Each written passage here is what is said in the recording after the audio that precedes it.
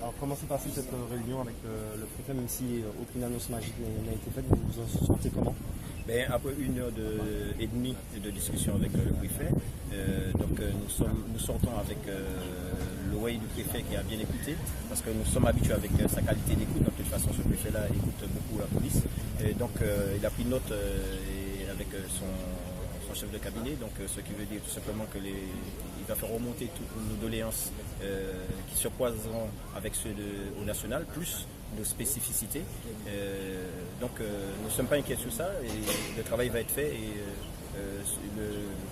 la panoplie de revendications qu'on lui a remis va être remontée auprès du ministre. Alors quelle suite donner à ce mouvement?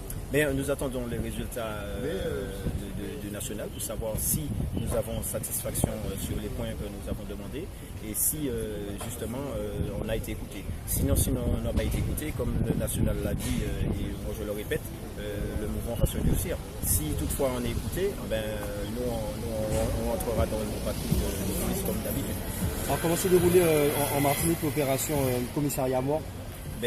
Justement, les collègues sont restés au Bercail, et donc quand on a fait des appels 17 importantes, urgentes et mise en danger du citoyen, nous avons répondu présent, et ça continue d'ailleurs. Et lorsque vous venez déposer plainte parce qu'on vous a cassé la voiture et qu'il n'y a pas mort automne, il n'y a pas de blessés, donc on a demandé aux personnes de revenir demain matin. Ce n'est pas pour les emmerder, mais c'est juste pour faire voir que nous souffrons beaucoup et qu'ils doivent nous aider. Ça a été largement compris, il y a pas mal de personnes qui sont venues, on les a expliqués, ils sont repartis et reviendront demain.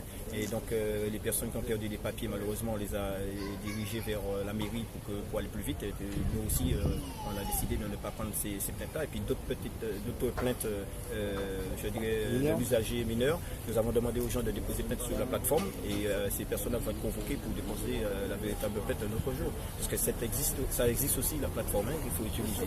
Donc voilà, ça s'est très très bien passé. Les collègues ont adhéré, les collègues ont fédéré.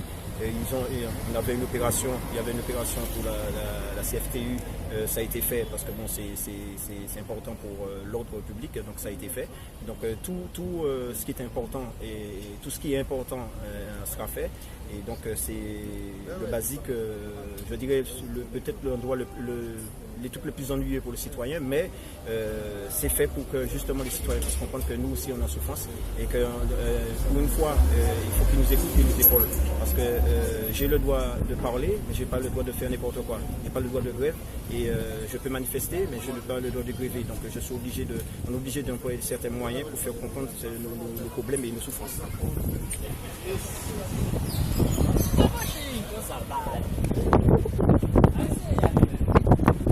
Aujourd'hui nous sommes là parce que nous avons décidé de mener un mouvement pour pouvoir justement faire comprendre à la population et au gouvernement que nous sommes en souffrance. Donc nous pénalisons légèrement les citoyens, mais c'est pour que les citoyens puissent comprendre et pour nous aider dans notre combat. Parce que contrairement aux citoyens lambda, nous n'avons pas le droit de grève. Nous pouvons manifester, mais nous ne pouvons pas gréver. Donc nous faisons ressortir tous les travers de la police par ce genre d'action.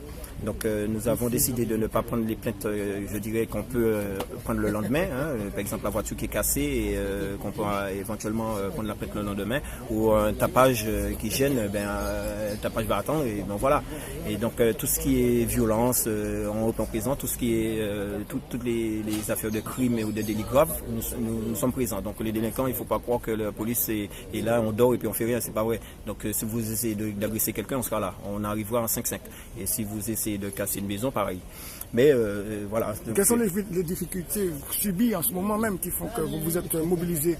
Nos heures de nuit ne sont pas payées, 3 trimestres de retard. Nous avons les heures supplémentaires qui ne sont pas payées du tout depuis que la police existe. On ne nous paye jamais les heures supplémentaires.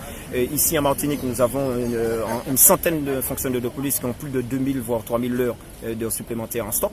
Et donc pour payer ces heures-là, ça va être catastrophique, parce qu'on nous dit qu'il n'y a pas d'argent, mais j'ai appris de mon père que l'esclavage est aboli et que tout travail effectué doit avoir salaire. Et là, j'ai des heures de nuit qui ne sont pas payées depuis 3 trimestres. Et quel est le problème? D'où provient le problème de ce non-paiement en fait? Mais c'est une volonté, c'est de l'économie. Hein. Ça fait 300 millions d'euros d'économie, les heures supplémentaires sur la police. 300 millions d'euros, c'est pas négligeable. On fait autre chose avec. Quand même. Eh bien oui. Et, c'est quand même quelque chose d'important de faire fonctionner la police convenablement. Eh bien, les gens ne savent pas ça. Les gens ne savent pas que nous, on fait des heures supplémentaires. Quand ils nous voient, on commence en début de soirée puis on termine le lendemain. Les gens pensent que nous sommes sous notre vacation normale. Non, des fois on fait 4, 5, 6 heures. Par exemple, on intervient sur un crime. On doit finir le service à 6 heures du matin. Ben, il est 11 heures du matin, on est toujours là. Parce que ça, on peut pas partir et puis dire on laisse le macabé à terre et puis un autre va le prendre. C'est pas vrai, c'est pas comme ça se passe. Donc on est obligé de continuer l'enquête jusqu'au bout.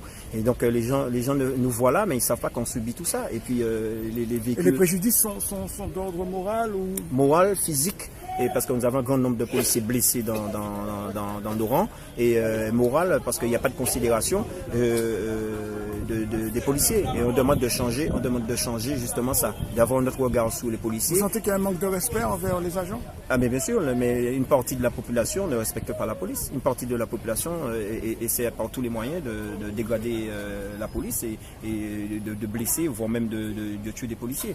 Mais ça, malheureusement, c'est une petite partie de la population, mais qui a un pouvoir énorme de nuisance. Et qu'est-ce que vous pensez de la situation qui se déroule en France où on demande justement aux policiers et aux CRS de pouvoir être entre le gouvernement et la population? Non, on n'est pas entre, les policiers ne sont pas entre le gouvernement ou entre la population. Les policiers sont payés pour un service d'ordre, le maintien d'ordre. On fait le maintien d'ordre parce qu'on nous demande, il faut l'ordre, sinon ce serait l'anarchie. Donc malgré nos souffrances, nous faisons respecter l'ordre pour que nous ne tombons pas dans l'anarchie. Mais il n'y a pas d'opposition avec la population, ni d'opposition avec le gouvernement. Nous demandons à tout chacun, ceux qui gouvernent, ceux qui gèrent, de bien faire les choses. En tout cas, ici, effectivement, on voit que les choses se passent relativement bien. Mais concernant quand même... Mais on a eu une autre dose en 2009. Comment? En 2009, on a une autre dose. Ah oui, ça c'est la population a gueulé pour la machin, donc voilà. Oui, c'est-à-dire que chacun son tour. Tout à fait, tout en sachant que quand même la cause reste quand même aussi la nôtre, puisqu'on régit de la France en quelque part, en tout cas sur certaines choses, puisqu'on a la même monnaie. Ouais. Donc, une chose est sûre, c'est que ici, effectivement, je le redis, ça se passe relativement bien. Les gilets jaunes défilent tranquillement le samedi sans problème, sans dégradation, sans gravité. Mais concernant les gaz qui sont utilisés là-bas, ça reste quand même condamnable.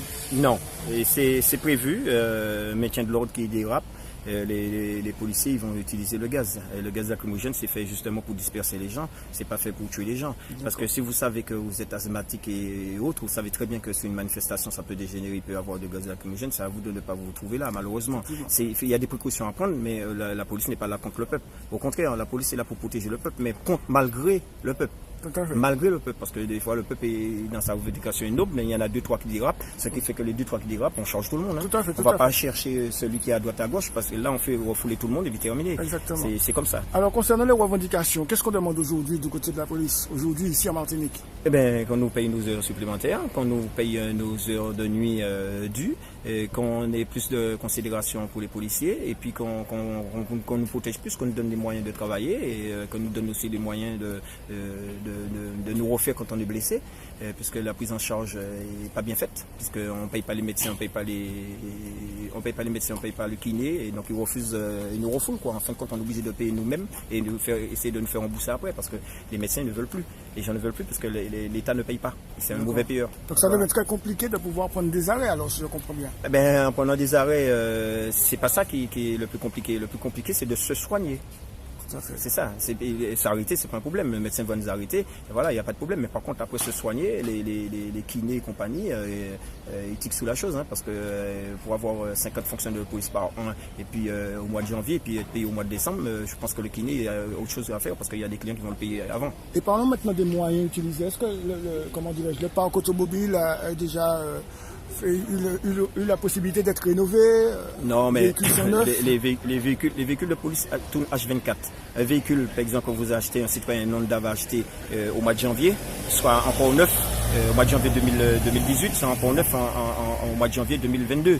Alors que nous, au mois de janvier 2019, le véhicule est déjà à 70 000, 80 000.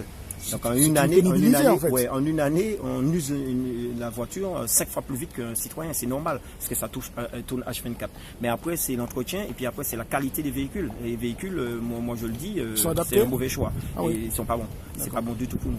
Ok. Voilà. Et écoutez, en cas de refus, en cas de... Ah, Voilà, on va dire aussi la chose. Vous avez fait partie de... On va dire aussi la chose. Mais je ne vais pas vous dire, mais ça va être plus dur que vous. Eh ben, Et y a à mon pas de avis, souci. on va sentir ça. On va sentir. Eh ben, merci beaucoup en tout cas. À bientôt.